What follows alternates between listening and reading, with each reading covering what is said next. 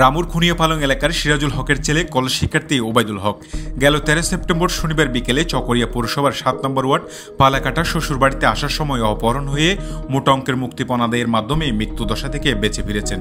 এ ঘটনায় পুরো এলাকা জুড়ে চাঞ্চল্যের সৃষ্টি হয়েছে। ঘটনার পরপরই ওবায়দুল হক নিরাপত্তাজনিত কারণে চকরিয়া থানায় কয়েকজনকে আসামি করে এজাহার দায়ের করেছেন।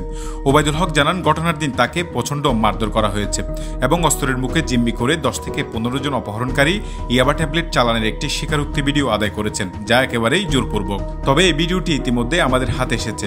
শুরু করবে ভাই আয়ার রামু তো আসি আর বাসাতে রামু ক্যান্টনমেন্ট তো আই অনর এটা চকরি আসি চকরি আর শ্বশুর বাড়ি আছে আমার কুমাদার আগা আসি আগায় বাদে তো আরে বাইদু আই মান তিয়া গড়াই ভাই অনর আনিছেন যখন তিয়া গড়াই তো তিয়া গড়াবে আদে অনর তারা কল দি ভাই উন দেখে আর হন তারা কল দিয়ে গাড়ি শুরু করছে তো শুরু করার মতো ভাই অনর যখন আর ভাই দড়ি ফেলাই যখন আর আওয়াজ শুনে তারা কল হাড়ি দিতে তো হাড়ি দিবে ভাই তারা আরেকটা ঢুকা ফেলাই তো ঢুকা ফেলাই বাদে দোকান নাই দুধ দিতে চাই তো আই তারা আর আবার দড়ি ফেলাই খেলা তরকি দিয়ে যে মাল আসি বলি হয় না ট্যাবলেট 80 ট্যাবলেট আসি আনো আনি ট্যাবলেট ঠিক আছে না 100% মানে তোর মানুষ আইনি আবে 200% আনবে হ্যাঁ 200% 100% হয় 100% মধ্যে পারছেন না বেটা 100% ওবায়দুল হক আরও জানান, প্রশাসনের জাল থেকে বাঁচতে ইতিমধ্যে অপহরণকারীরা ব্যবহার করছেন বিভিন্ন অপকৌশল।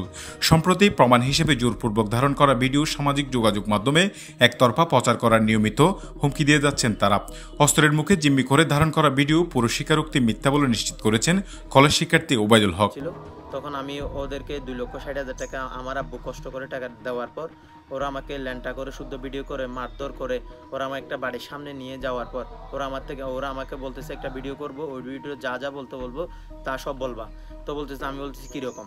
ওরা বলতেছে যে নাকি ট্যাবলেট নিয়ে আমি আসতেছিলাম, মানে এরকম করে ওরা আমার কাছ থেকে ভিডিও চাচ্ছিল। তখন আমি না দেওয়ার কারণে তখন আমাকে ওরা মাটিতে ফেলাইয়া শুয়াইয়া মারধর করার পর আমাকে তারা 2টা অস্ত্র ধরার পর তখন আমার থেকে সেটা ভিডিও তারা নিল। নেওয়ার পর সেখানে তারা বলতেছে, মানে তুই নাকি ট্যাবলেট নিয়ে আসছস, ট্যাবলেট নিয়ে আসার সময় তোর ধরছি এরকম করে ওটা আমার থেকে একটা ভিডিও নিছে।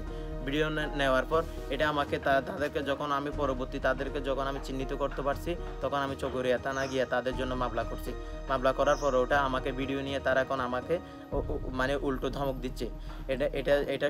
এটা একটা মিথ্যা ভিডিও, সেটার আমি যে বিচার চাচ্ছি। স্থানীয়রা জানান, 5 আগস্টের পরবর্তী উদ্বেগজনক মাত্রায় বৃদ্ধি পেয়েছে চুরি, ডাকাতি, ছিনতাই, অপহরণের মতো জঘন্যতম ঘটনা।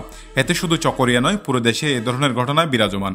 এ সমস্ত ঘটনা থেকে নিস্তার পেতে প্রশাসনের জোরালো হস্তক্ষেপ কামনা করেন স্থানীয় পৌর এলাকার বাসিন্দারা। সুপিল করিম সবুজ, চকরিয়া এক্সপ্রেস, নিউজ ডেস্ক।